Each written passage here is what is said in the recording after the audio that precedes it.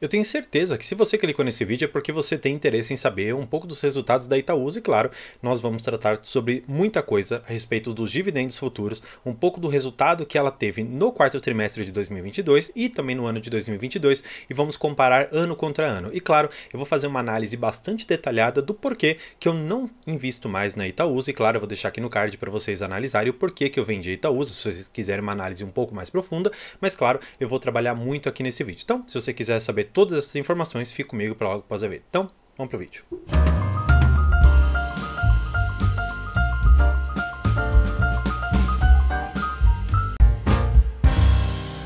Antes de tudo, eu quero agradecer a um amigo aqui, um inscrito do canal, que fez essa arte aqui para mim, colocou um logo aqui do canal, fez aqui uma thumb para mim, bastante interessante, né? O meu perfil aqui de investimento. Quero agradecer publicamente aqui, eu tenho certeza que levou bastante trabalho para fazer, então agradeço muito aqui por tudo que você tem feito. E claro, vamos direto aqui para o resultado da Itaúsa. Eu fiz aqui algumas marcações, como eu sempre faço, eu analiso todo o documento e hoje nós vamos trabalhar um pouco aqui do seu resultado. E vamos para os destaques principais aqui.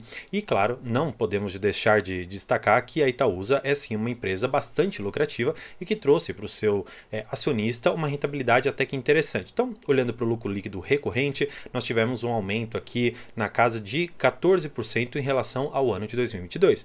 O valor dos ativos está aqui na casa dos 102 bilhões de reais, um aumento de 1,8 em relação ao final do ano de 2021. E nós temos esse indicador, o Return on Equity, ou seja, basicamente significa o quanto de retorno que os investimentos, o dinheiro que foi colocado, voltou para dentro da Itaúsa. E nós temos aqui uma coisa muito importante, que é um retorno de 20%. E claro, que investimento que pode ser melhor do que a Selic e que pode trazer um retorno para o seu acionista? Nós podemos dizer que a Itaúsa é esse investimento. Podemos dizer que Itaúsa é uma forma eficiente de alocação de capital, afinal de contas, o valor aplicado em cima das suas operações, em cima da gestão do portfólio, gera ao ano 20% de rentabilidade, 0,2 pontos percentuais acima de 2021. Foi um crescimento tímido, mas ainda assim um crescimento bastante robusto. Indo aqui para os destaques da Itaúsa, eu vou aumentar um pouquinho para a gente dar uma olhada. Eles colocam aqui que o lucro líquido recorrente teve um crescimento de 14% ao ano. Eles aprovaram aqui uma remuneração para os seus acionistas que vai ficar basicamente ali na casa dos seus 6 centavos. E eles colocam que houve uma declaração de proventos de 4 bilhões para o exercício de 2022, sendo 12% superior. E considerando o fechamento ali das ações realizado em novembro, nós temos um yield de aproximadamente aqui 7%. Além disso, como eu falei, eles vão aprovar aqui uma declaração de JCP na casa dos seus 6 centavos por ação, que o pagamento vai ser realizado lá para agosto ainda de 2023, então vai demorar um pouquinho. Eles colocam aqui, nós vamos tratar isso um pouco mais detalhadamente, aquisição da CCR, alienação de uma parte da XP e liability management, que basicamente significa um pouco ali da estrutura financeira de dívida que eles têm e o perfil que tem dentro da holding. Então é bastante interessante, eles têm resultados bastante sólidos e robustos ao longo do tempo. Aí você pode ficar me perguntando, tá, mas por que você não investe nessa empresa? E claro, eu vou trabalhar aqui com vocês no momento que nós formos ver o portfólio da Itaúsa e quanto que efetivamente cada uma das posições que temos dentro da holding equivale no seu lucro. Então, olhando especificamente aqui para o lucro líquido, vamos fazer uma análise ano contra ano, trimestre contra trimestre, o quarto TRI de 2022 contra o quarto TRI de 2021 e ano contra ano.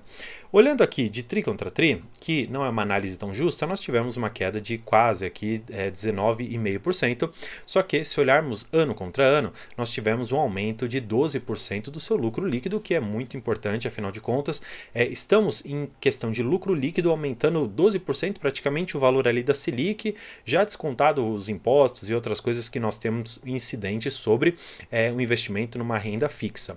Olhando aqui, claro, para outros indicadores, a gente vê, por exemplo, os ativos totais que subiram bastante, mas aqui nós estamos falando especialmente da aquisição da CCR, que houve assim uma alavancagem da Itaúsa, ela conseguiu captar muito dinheiro através de debentures, que é uma forma de a empresa se capitalizar. E isso, consequentemente, aumentou o seu ativo total, mas claro, isso aumenta também a alavancagem e a dívida da empresa. Olhando aqui alguns destaques, o que eu pontuei como mais importante. Eles fizeram aqui um aporte de quase 800 milhões de reais na oferta de ações da Alpargatas, ou seja, uma empresa que hoje está já listada na bolsa, tem ali as suas ações próprias, teve um resultado bastante ruim, tanto é que suas ações praticamente despencaram ali na bolsa. Eles fizeram um aporte ainda de 800 milhões nessa empresa, claro, considerando que dentre todas as possibilidades de investimento, essa seria a melhor. Ainda, eles disseram o seguinte, que eles entraram na presença do segmento aqui de infraestrutura, eles querem entrar nesse meio com a aquisição de 10,33% da CCR, que é uma empresa ali concessionária de rodovia, transportes, aeroportos e tudo mais, é uma empresa muito boa, e esse investimento hoje ficou na casa aqui dos seus quase 3 bilhões de reais. O que eu achei ruim, e aí eu vou explicar para vocês ao longo desse vídeo o porquê que essa parte de desinvestimento nas ações da XP é algo que você, investidor da Itaúsa, deve muito se preocupar no médio e longo prazo. Mas nós vamos trabalhar isso ao longo do vídeo. Olhando aqui, isso que eu deixei grifado é o que eu acho mais interessante de tudo. Porque eles colocam que eles querem fazer investidas no segmento de energia. Eles não estão falando especificamente da Copagaz, eles não estão falando da NTS. Eu particularmente enxergo isso aqui como uma indicação de que a Itaúsa, no médio e longo prazo, pretende entrar no segmento ali de energia. Eu não sei especificamente se vai ser na geração, na transmissão, na distribuição. No entanto, houve ali algum rumor no mercado que a Itaúsa estava estudando entrar com uma participação pequena ali na Neoenergia. Eu particularmente não sei efetivamente o quanto que essa notícia é verídica, eu não fui atrás dessa notícia para colocar aqui para vocês, mas foi uma notícia que foi divulgada lá atrás e depois não houve mais repercussão nenhuma na imprensa, não teve repercussão nenhuma aqui nos sites que trazem informações sobre o mercado financeiro. Então eu acho que isso aqui é só uma indicação de que existe um estudo por detrás desse segmento de energia, não só da energia elétrica, mas também da energia através do gás, e eu acho importante nós termos isso em mente, afinal de contas, olhando para uma perspectiva de durabilidade e de permanência na Bolsa de Valores, eu particularmente acho muito interessante você ter segmentos dentro do seu portfólio de ações que invistam em utilidade pública, porque afinal de contas, água, luz e outros segmentos muito parecidos com esse são extremamente necessários para nós. Então, eu particularmente acho que para se manter na bolsa, esse tipo de empresa é fundamental no seu portfólio, mas claro, eu não estou recomendando que você faça uma compra sem critério nenhum, só escolhendo qualquer ação de utilidade pública e colocando para dentro do portfólio. É sim necessário um estudo a respeito de cada uma das empresas que estão na bolsa para que você não se enfie em nenhuma roubada. Mas, indo um pouco mais aqui, para tudo aquilo que eu grifei, deixei marcado aqui para a gente pontuar e colocar uma lupa em cima, eles disseram que houve um enfraquecimento da economia e, consequentemente, houve uma redução nos resultados de algumas empresas, como Alpargatas e Dexco, que são empresas ali que a Itaúsa tem há muito tempo e, claro, uma posição bastante grande e bastante representativa dentro dos seus resultados. Seguindo mais um pouco, eu fiz aqui uma análise especificamente dessa venda aqui da XP. Eu deixei grifado aqui o impacto no resultado que nós tivemos, que foi de 2 bilhões 551 milhões de reais, mas essa informação eu quero que você guarde para que a gente analise exatamente isso aqui que eu vou trazer para vocês. Quanto que efetivamente XP e Itaú representam no portfólio da Itaúsa e por que na minha visão não é interessante hoje você investir tanto em Itaúsa como em alguma das outras empresas aqui que estão listadas, como Alpargatas, Dexco, CCR. Eu ainda acho uma ótima empresa, mas particularmente ela não paga tantos dividendos, eu acho que ela é mais uma tese de crescimento. Então, para dentro da minha carteira, que é voltada muito ali para empresas de dividendos, de utilidade pública, essa empresa, a CCR, ela não me chama tanta atenção. Mas, sem mais delongas, entrando aqui para o resultado, nós temos que o Itaú Unibanco teve para 2022 11 bi 119 milhões de reais, um aumento de 9% em relação a ano. Olhando aqui para a XP, eles colocaram aqui que também houve um aumento de 31% ano contra ano em relação à sua lucratividade. No entanto, se você pegar o setor não financeiro como um todo, nós tivemos uma redução de 1%. Olhando aqui especialmente Alpargatas, menos 55% do seu lucro. Dexco, menos 30%. A EGEA Saneamento, menos 2%. Claro, aqui a gente tem a Copa Energia, que teve um motivo muito específico para esse resultado aqui, porque o que acontece? No ano passado, passado, na verdade, o ano de 2021, houve muito investimento por parte ali da Copa Energia e isso, consequentemente, bateu muito no seu lucro líquido, porque basicamente, como que a gente faz essa conta? Nós pegamos todo o valor que foi gerado pela empresa, nós reduzimos as despesas, reduzimos os investimentos, porque é um valor que efetivamente saiu do caixa da empresa, e nós vamos ver quanto que isso rendeu efetivamente na mão do acionista. E aí o que acontece? Em 2022, nós tivemos os resultados efetivamente desses investimentos, o começo pelo menos deles, e houve aqui um aumento muito representativo na lucratividade.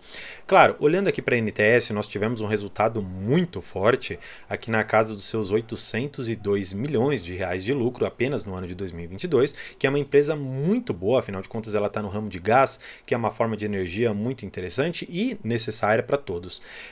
Efetivamente, o que eu quero trazer para vocês são esses dois resultados aqui, da XP e do Itaú. Eles representam juntos aqui alguma coisa em torno de, vamos dizer assim, 99% do resultado da Itaúsa. Por quê? Se no setor não financeiro nós temos um prejuízo aqui de -1 em relação a ano contra ano e um aumento juntando aqui esses dois de aproximadamente 9% do setor financeiro, é importante que você note que muito do dinheiro que vem da Itaúsa vem do Itaú. E existe um mito que eu particularmente não acredito, que existe uma política de que a Itaúsa passará 100% do lucro que for advindo da Itaúsa. Só que olha só como isso não é verdade. Se nós pegarmos aqui o valor de 11 bilhões 119 milhões de reais e dividirmos pela quantidade de ações, que eu já vi que são essas 9 bilhões 701 mil, nós teríamos um valor aproximado de 1,14 por ação. Claro, nós vamos descontar aqui 15%, porque a maioria desse pagamento é feito em forma de JCP, e nós teríamos um resultado de quase R$ 1 por ação. Olhando efetivamente quanto que foi pago para nós, nós podemos ver que, na verdade, o valor que foi pago no ano de 2022 foi de 61 centavos, claro, muito advindo de resultados que vieram aqui de 2021 e só foram pagos em 2022. Então, esse valor acaba sendo ainda um pouco menor do que 61 centavos, então é uma falácia a ideia de que a Itaúsa ela repassa totalmente o valor aqui do Itaú, e eu particularmente fiquei muito preocupado quando tive a exata noção de que aquilo que está sendo propagado, aquilo que muitos influenciadores falam a respeito da Itaúsa não é efetivamente verídico, então eu fiquei bastante com o pé atrás em cima disso. Aí o que acontece? Olhando aqui para esse indicador que eu mostrei aqui para vocês, o impacto do resultado que nós tivemos aqui da XP, que foi de 2,5 bi apenas para o ano de 2022. E por que esse número aqui de 2 bilhões 551 milhões da alienação da XP me preocupam tanto? Por quê? Quando nós formos ver a questão especialmente aqui da alavancagem da empresa, que eu vou chegar aqui para vocês, que eles falam sobre o cronograma de amortizações, olha só que importante. Em 2025, ou seja, praticamente aqui do lado, eles têm uma dívida aqui de quase 3 bi. O que acontece? Eles pretendem fazer investimentos nesse curto prazo, por exemplo, a compra da CCR, talvez o aumento de capital em algumas outras empresas, e eles vão precisar de dinheiro. E claro, a alienação da XP, porque eles conseguiram um ganho de capital muito interessante ali, pode sim ser uma forma razoável de você aumentar o seu portfólio. Só que o que acontece? Quando chegarmos aqui em 2025, aquele valor que nós tínhamos lá atrás da XP, ele não vai mais existir. E, consequentemente, todo aquele crescimento que nós imaginávamos que haveria e toda a questão de distribuição de dividendos, na minha visão, vai ficar extremamente prejudicada em relação a este fator. Por quê? Nós, claro, 2026 em diante, nós temos uma dívida muito pequena. Então, se você é um investidor de longo prazo, enxergar que 2025 vai ser um ano, talvez, para dividendos péssimo para a Itaúsa, eu não ficaria preocupado. Agora, quando a gente olha para duas questões, primeiro, a falácia de que todo o valor repassado por Itaú é dividido entre os seus acionistas. Então, isso não é verdade, afinal de contas, nós vimos ali em cima que o resultado por ação seria de 97 centavos e foi distribuído para nós apenas 61 centavos, isso considerando que houve rendimentos que foram pagos de 2021 para 2022 que influenciaram ali naquele cômputo. Olhando especificamente ainda para outras questões, nós temos a questão do fluxo de caixa. E o que acontece? Olha só que interessante. A alienação da XP gerou aqui 4 bilhões 670 milhões, que muito foi usado para follow-on aqui da Alpargatas e para aquisição da CCR.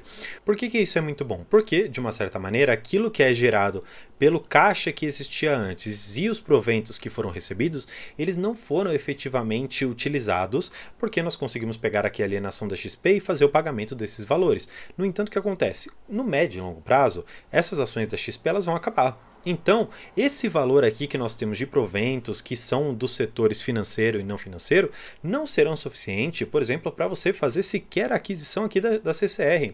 Então, um investimento tão grande quanto aquele que foi feito, talvez com o fluxo de caixa que nós temos da Itaúsa, não seja suficiente para fazermos investimentos tão importantes e relevantes para o aumento do portfólio, e isso realmente me preocupa no médio e longo prazo. Não estou falando que seja uma empresa que possa simplesmente, depois de ter evoluído tanto, sentar em cima de tudo que fez e falar, tá bom, agora eu só vou receber dividendos das empresas, deixa cada uma delas crescer pelas próprias pernas, eu só vou ficar colhendo os frutos e vou ficar reinvestindo aqui dentro, vou aumentar minha posição pouco a pouco, conforme elas forem me pagando, ou eu fico juntando muito dinheiro e depois distribuo para os meus acionistas. Ela pode sim fazer isso, é uma técnica justa. No entanto, nós sabemos que a empresa que não faz investimentos acaba em certo momento ficando defasada e claro, a Itaúsa pode ser um desses casos. Só que, olhando especificamente para um fator, qual os proventos do setor financeiro em relação aos proventos do setor não financeiro. A diferença é muito grande e como eu sempre falo aqui no canal. No momento que Itaú deixar de ser relevante dentro da Itaúsa, eu juro que eu invisto na empresa. Por quê? Porque se eu quiser efetivamente ficar exposto a um banco, existem diversos outros na Bolsa de Valores que me pagam dividendos mais altos, que têm uma perspectiva de crescimento muito maior, que são bancos um pouco menores, mas que pelo exato motivo de não ser grande, ele tem uma capacidade de se movimentar muito mais rápido do que o Itaú, que é um colosso, que é muito grande. Tem uma das maiores carteiras de crédito do Brasil, que está ali em mais de R$1 trilhão. Então, assim, é muito mais difícil o Itaú hoje me mostrar que ele pode fazer alguma coisa revolucionária, alguma coisa muito grande do que algum outro banco um pouco menor. Exatamente porque um resultado de 10%, por exemplo, para o Itaú, talvez não seja tanta coisa. Agora, para um banco pequeno, ele pode, com aquele valor, por mais que ainda representem 10%, fazer muito mais coisas e ganhar uma participação de mercado muito maior do que um bancão. Então, eu particularmente não gosto de olhar para os resultados da Itaúsa e perceber que os proventos do resultado financeiro, do setor financeiro, são muito maiores do que todas as outras investidas. E se olharmos para toda a questão de quantas empresas existem dentro do portfólio, toda a ideia de que seria uma Berkshire brasileira, eu particularmente não consigo enxergar dessa maneira. Porque se pegarmos toda a tese de investimento do Warren Buffett, de diversificação em empresas com teses extremamente antagônicas, vamos dizer assim, e que de uma certa maneira tem uma perspectiva de longo prazo, eu enxergaria que Itaúsa não está seguindo esse mesmo caminho. Mas claro, essa é a minha visão, essa é a minha perspectiva para a empresa, e claro, por mais que não seja tão interessante olharmos de uma maneira negativa para uma empresa que é tão querida por todos, eu ainda assim mantenho essa posição e claro, os resultados eles vão falar por si. Você pode daqui a algum tempo me dizer, olha André, você estava errado, eu investi na Itaúsa por esse tempo todo e eu tive um resultado interessante. E claro, eu espero que isso aconteça. Na verdade, o canal ele tem muito mais a perspectiva de trazer informações, trazer uma visão minha a respeito de tudo isso e depois a gente conversar bastante sobre tudo aquilo que eu comentei, porque é interessante uma troca de ideias, porque em exato momento eu posso trocar a minha posição, posso mudar a minha forma de enxergar aqui a empresa e, claro, isso pode ser feito por vocês que estão assistindo aqui para a gente trocar uma ideia. Só que eu quero seguir um pouco aqui e mostrar para vocês que o resultado de proventos em 2022 ficou aqui na casa dos seus 58 centavos, considerando aqui a bonificação. Então, aquele 61 ali, como eu comentei para vocês, houve impactos de 2021 que foram declarados ali em 2021 na casa de 11 centavos. Então aqui a gente teria uma diferença que iria para 50 centavos mais ou menos. Por fim, o que eu acho interessante nós trabalharmos é o fluxo de dividendos por competência e olhar efetivamente de onde esse dinheiro todo veio. Olhando aqui, claro, como eu falei exaustivamente para todos nós, O fluxo aqui de rendimentos é pago exclusivamente pelo Itaú. Então, olhando aqui a representatividade, por exemplo, de Dexco, Egea, Copa Energia, CCR, NTS ainda que teve um resultado bom, mas praticamente tudo aqui vem do Itaú. Então, na minha visão, não é interessante você ficar exposto numa empresa que pretende ter uma diversificação, mas que efetivamente não tem essa diversificação. Eu espero que você consiga entender a visão de que não é uma empresa ruim, de forma alguma, é uma empresa que está lucrando 13 bilhões por ano. Eu estou querendo dizer que, dentro de uma perspectiva de diversificação, eu não enxergo que a Itaúsa seja o caso.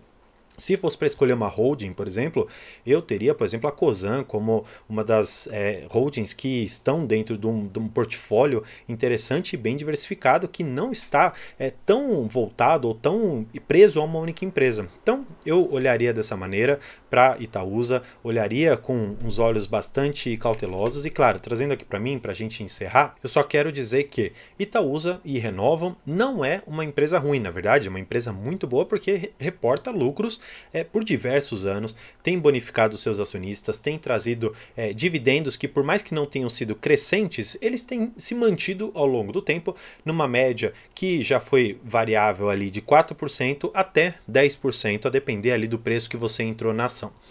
Claro, mais uma vez eu repito, o que importa na verdade são os resultados que nós alcançamos dentro da Bolsa de Valores, e se você alcançar a liberdade financeira através dos investimentos na Itaúsa, eu vou ficar extremamente feliz por você. Na verdade, eu espero que isso aconteça porque é uma empresa muito boa, tem um banco extremamente sólido por detrás, mas eu quero que as pessoas elas percam a ideia que é falsa de que existe dentro da Itaúsa uma diversificação de empresas e de que seu risco estaria mitigado, porque na verdade não é isso.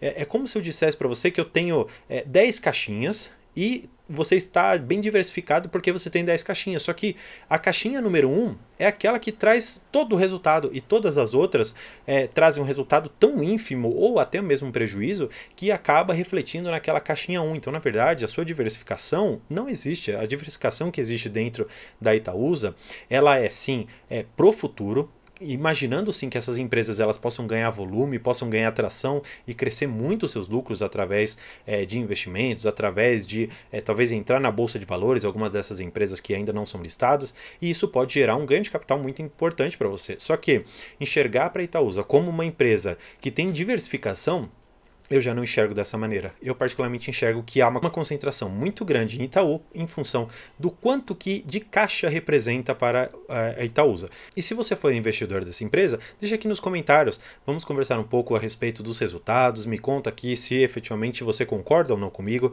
Se depois de tudo isso que eu comentei, você pretende aumentar a sua posição, se você pretende manter a empresa que você já comprou, a quantidade de ações que você já comprou, ou se depois disso, talvez com uma certa reflexão, você decidiu desinvestir o seu capital dessa empresa. Claro, eu não estou recomendando nenhuma dessas atitudes, eu apenas quero trazer uma informação e saber se essa informação refletiu efetivamente na sua tomada de decisão. Então, espero que você tenha gostado, não se esqueça de se inscrever aqui no canal, porque isso é extremamente importante para mim e espero que se torne importante para você em função das diversas notícias e formas de pensar de investimento que eu trago aqui. E por hoje é isso. Muito obrigado e